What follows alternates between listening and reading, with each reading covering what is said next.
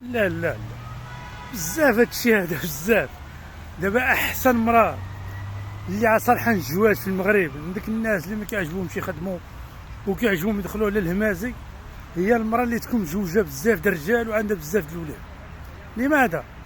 لان دابا نقولوا مثلا مراه مزوجه بجوج د الرجال ومطلقينها بجوج وبجوج كيخلصوا النفقه مزيانه، شحال ما كانت عندها الولاد مزيانه وشحال ما كانت بالرجال مزوجه مزيانه. لماذا؟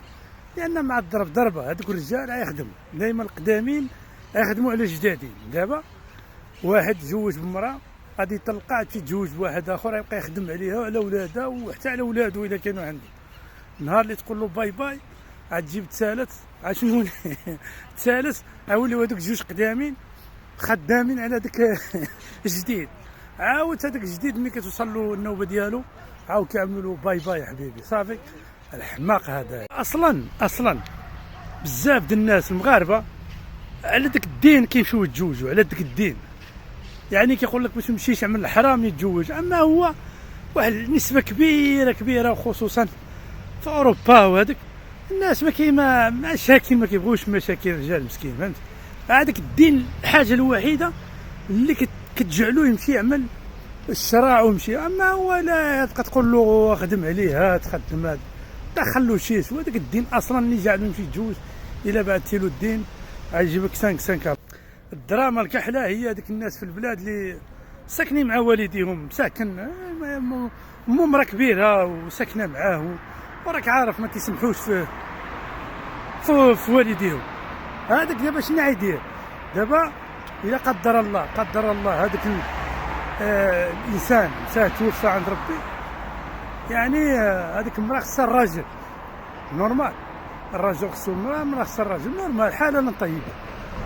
دابا هي عتورث هذيك الدار راجله، يعني بلا ما نقول لك تربح يماك عيت تمشي عند الحفره يماك حسبها في الزنقه.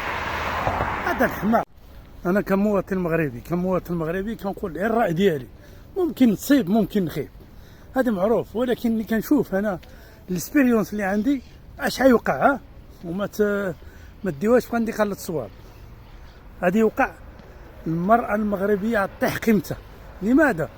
لأن أصلا غادي يولي بنادم ما يبقاش يتزوج، غادي يخاف، غادي يولي الراجل حتى هو طماع. المرأة إلا ما كانش عندها رزقها ما يديهاش، غادي يولي الراجل يعمل حسابه، غادي يولي الراجل اللي كيعجبوه النساء غادي يفاتحها، غادي يولي يضرب في الكحله، غادي يولي يعني يحرم. يعني هذه قضيه يقول لك انا مجبر وكان انا نمشي نتزوج بها ما تخلينيش يا اخرى، وإلا هدرت تخرجني الزنقه وتدي الولاد وتدي كل شيء، يعني غيولي يمشي في الحرام صافي. زيارته عليه في الحلال غيمشي يهرب. والله اعلم، هادشي اللي كنشوف انا على الفكره ديالي، لحقاش كما كنعرفوا اغلبيه الناس كيتزوجوا على الدين. اما هو شايف اكثريه من الحاله صعيبه، المعيشه غلات في كل بلاصه نورمال. هذا ما كانوا مسامحه والله يجيب التهويل وصافي.